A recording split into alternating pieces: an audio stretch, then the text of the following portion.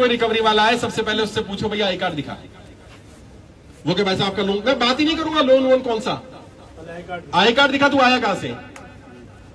आपके बैंक से आया ना, तो बैंक का दिखा। वो कह नहीं जी बैंक से नहीं आया, क्योंकि ज्यादातर रिकवरी वाले बैंक के नहीं है, थर्ड पार्टी है। वो दिखाएगा जी XYZ कंपनी, उसको बोल मैं तो जानता नहीं इस कंपनी को, मैंने लोन लिया HDFC से, ये कंपनी वाला मेरे को क्यों परेशान कर रहा है? वो कह जी हमारी कंपनी को काम दिया रिकवरी का। बात सही है, दिया जा सकता है ना। आपकी कंपनी को काम दिया, उसका लेटर दिखा, कहां पे लिखा है कि तेरी कंपनी को काम दिया? प्रूफ दिखा भाई, समझ रहे हो ना।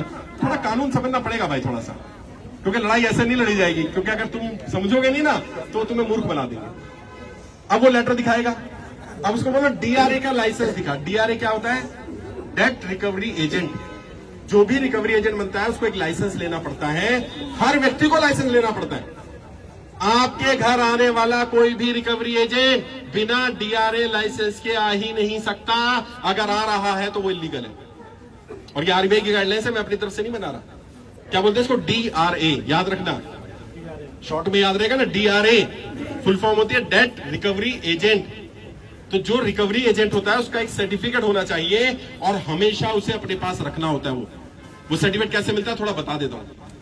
जो भी व्यक्ति, जैसे मान लो मैं कहता हूं मैं रिकवरी एजेंट बनना चाहता हूं, तो क्या मैं डायरेक्ट बन जाऊंगा? नहीं, मुझे पहले वो कुछ कोर्स देंगे पढ़ने के लिए, उस कोर्स में रूल्स एंड रेगुलेशंस होंगे।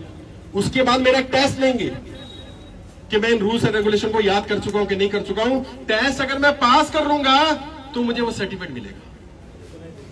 और जिसके पास DRA का लाइसेंस या सर्टिफिकेट होगा वो गाली गलौज बदतमीजी कर ही नहीं सकता, क्योंकि उसमें लिखा है अगर आपके पास DRA का सर्टिफिकेट है और आपने गाली गलौज बदतमीजी की, आपका सर्टिफिकेट रद्द हो जाएगा, वो रिकवरी नहीं कर सकता। वो नहीं बेटा, कॉल करो इसको, कॉल करो, मैं ऐसे बात नहीं करूंगा, स्पीकर पे बात करो। हाँ बात छोड़ो ना, आप स्पीकर पे लगाओ, आप ही बात करो ना। भैया मेरे बच्चों को लेने कब आ रहा है? मैं यहाँ पे खड़ी हूँ। अभी दो चीजें और, क्योंकि जो जानकारी देनी है वो जरूरी है। अगर डेट रिकवरी एजेंट लाइसेंस है उसके पास, और लाइसेंस लेने के बाद वो गाली गलौज करता है, बदतमीजी करता है, तो उसका लाइसेंस कैंसिल हो जाएगा। ये आपको रूल पता होने चाहिए। अब जब कोई आपके यहाँ रिकवरी वाला आया, आप सबके पास मोबाइल फोन है, ये मोबाइल फोन आपका हथियार है। जैसे आए ना तुरंत फोन का वीडियो रिकॉर्ड करके फोन जेब में रख लो, ऊपर बताओ भी नहीं, चालू रखो। आजकल तो पता भी नहीं चलता रिकॉर्डिंग हो रही कि नहीं हो रही है। अभी क्या करो, उससे जो जो बात करो रिकॉर्ड करो, क्योंकि वो कल तुम पे आरोप लगाएगा तुमने गाली गलौज किया, बदतमीजी किया। अच्छा कई लोग हमारे ऐसे हैं वह बदतमीजी कर भी देते, करना मत भाई, तुमने बदतमीजी नहीं की, शुरुआत मत करना। अगर सामने वाला शुरुआत कर दे तो फिर छोड़ना नहीं, फिर देख लेंगे। हाँ फिर देख लेंगे। मैंने बताया ना, अपनी तरफ से गलत नहीं करना, क्योंकि अपनी तरफ से गलत करोगे तो कानून तुम्हारे खिलाफ हो जाएगा। अगर सामने वाला शुरुआत करता है तो फिर देखेंगे उसको कैसे करना है। वीडियो रिकॉर्ड करो और वीडियो रिकॉर्ड करके हमारे नंबर पर भेज दो, हम उसको इतना वायरल करेंगे, इतना वायरल करेंगे। अभी पहले मैं अपनी बात रख दूं भाई साहब, उसके बाद फिर आपके सवाल भी लूंगा। मैं यहाँ जाने वाला नहीं हूं भैया, घर छोड़ के आ गया हूं। हाँ नहीं तो देख ले भाई, अभी गाड़ी में किसी की रखा है, लगेज रखा है, मैं कितना सामान लेके आऊं है। तीन सूटकेस भर के आए, मैं आ गया हूं भाई, अभी मेरे पास रहने की जगह नहीं है यहाँ। अरे बस ये कह दिया, यही बहुत है। ऐसे तो बहुत सारे घर है, तुम लोग का दिल में इतनी जगह है यार। मेरा घर है और प्लस दिल्ली मेरा ससुराल है, तो आप मेरे ससुराल पक्ष की तरफ से आए हो तो मोस्ट वेलकम। बहुत बहुत शुक्रिया, धन्यवाद। नहीं एक दिन जरूर, के लिए नहीं, कई महीनों के लिए मोस्ट बहुत वेलकम। बहुत शुक्रिया भाई। ये गुजरात टीम देखिए कहाँ व्यवस्था करनी है, लेकिन आज तक अभी तक भी मेरे पास ये नहीं पता मुझे रुकना कहाँ है। मैंने कहा मैं आ रहा हूँ। दूसरी चीज का क्या ध्यान रखना, ये भी बड़ी चीज है, इसके बारे में भी लोगों को नहीं पता। और जो लोग ज्यादातर जिनकी गाड़ियां छीन लेते हैं सड़क चलते, घर आकर के आपका घर सील करने का झूठी धमकी देते हैं, नोटिस लगा के चले जाते हैं। जब भी आपके पास कोई नोटिस आता है, खासकर से वो लोग जिनकी प्रॉपर्टी बैंक में मोर्गेज है, वो ध्यान रखो। प्रॉपर्टी मोर्गेज के रूल ऐसे हैं, एक बार आपने प्रॉपर्टी रख दी तो आप समझ लीजिए इतना बड़ा क्राइम आपने कर दिया है। मोर्गेज का तो टर्म का मतलब भी नहीं पता, टर्म ऐसी रखी है आम जनता को समझ में ना आए। मोर्गेज का मतलब पता क्या है? मोर्गेज का मतलब बताओ। मैंने अपनी प्रॉपर्टी मोर्गेज की, इसका मतलब क्या है? मैंने अपनी प्रॉपर्टी जब्ती करवाई है। मोर्गेज मतलब जब्ती होता है। आपने उसी दिन तो लिख के दे दिया कि मैंने जब्त करवा दी। मोर्गेज मतलब जब्ती है। और उसमें क्या लिखा है? रूल ये है, अगर आपका अपना भी घर है और आपने उसको मॉर्गेज कर दिया, तो आप उसमें अगर व्हाइट वॉश भी करवाओगे, पेंट भी करवाओगे ना, तो बैंक को पहले पूछना पड़ेगा। क्यों? क्योंकि अब उस प्रॉपर्टी के मालिक आप नहीं हैं, अब बैंक इस प्रॉपर्टी का मालिक। इसलिए अभी बता रहा हूं, रूल्स पहले सुन लो, लूंगा तुम्हारे सवाल लूंगा सबके भाई। अभी क्या करना है तुम्हें समझना है कि जो बैंकों के रूल है उस रूल को समझो। बैंक सीधा आपकी प्रॉपर्टी पे कब्जा नहीं करता। पहली बात तो मॉर्गेज लोन लेना नहीं चाहिए, बहुत जरूरत हो तो लो, और लो तो कितना लो? जो तुम्हारी प्रॉपर्टी की वैल्यू है उसका 80% 85% लोन ले लो। लोग क्या कर रहे हैं, 1 करोड़ की प्रॉपर्टी है, 10 लाख का लोन ले लिया। मैंने पूछा क्यों? कह साहब 10 की जरूरत थी। अरे तेरे को तो 10 की जरूरत थी, अब तू सोच 10 लाख के चक्कर में तूने 1 करोड़ रुपए जब्ती करा दिया। कल को बाउंस हो जाएगा तो कितना जाएगा पता है? 1 करोड़ ही जाएगा। बैंक रहम नहीं करेगा, तेरी 1 करोड़ की प्रॉपर्टी है। तो पहली बात तो लेना नहीं। दूसरा, लेना तो क्या लेना, 80% 90% जितना मिल जाए उतना लेना, ताकि लेके जाएगा ना ले जा, थोड़ा सा नुकसान होगा। तीसरा क्या करना, अगर कोई home loan, housing loan, mortgage loan चल रहा है, किस्त बाउंस मत होने देना। कोशिश करना किस्त बाउंस नहीं होनी चाहिए। 1 हो जाए गलती से तो 2 तो बिल्कुल नहीं होनी चाहिए, क्योंकि 2 तक तो फिर भी राहत है। अगर गलती से 3 किस्त बाउंस हो गई तो अब आपका सरफेसी एक्ट लागू हो जाएगा। ये सरफेसी एक्ट क्या होता है? वैसे सरफांसी एक्ट कहता हूं, क्योंकि फांसी का फंदा है।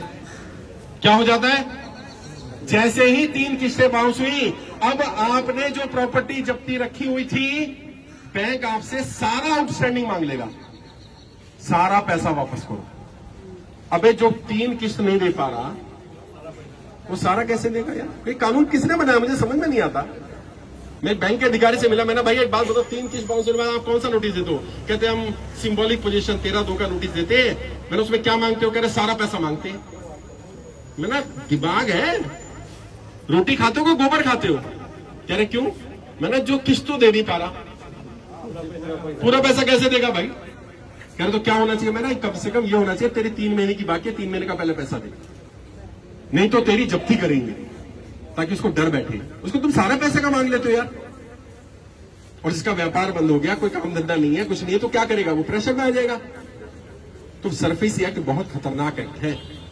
फिर भी 13(2) का नोटिस आ जाए तो तुरंत किसी वकील को, हमारी टीम जो है वो फ्री में हेल्प कर देगी, लेकिन आपको डीआरटी में केस जाएगा तो वकील को करना पड़ेगा। डीआरटी में भी कहना नहीं चाहिए, कई वकील साथी भी यहां नाराज हो जाएंगे, लेकिन बहुत सारे वकील भी गड़बड़ कर रहे हैं। सच्चाई बता रहा हूं, बंदा कहां मर रहा है, मतलब मैं बता नहीं सकता बेचारा है?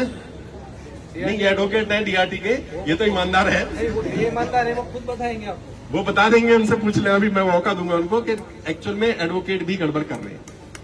वो मिल जाते हैं बैंक वालों से, क्योंकि बैंक वाले पैसा खिला देते हैं। आप कितना पैसा दोगे? तो कोशिश ये करनी चाहिए अपनी तरफ से किस्त बाउंस नहीं होने देनी। कोई नोटिस आए तो नोटिस को पढ़ना है। कई लोग यहां भी नोटिस लाएंगे, मेरे सामने खोलते हैं।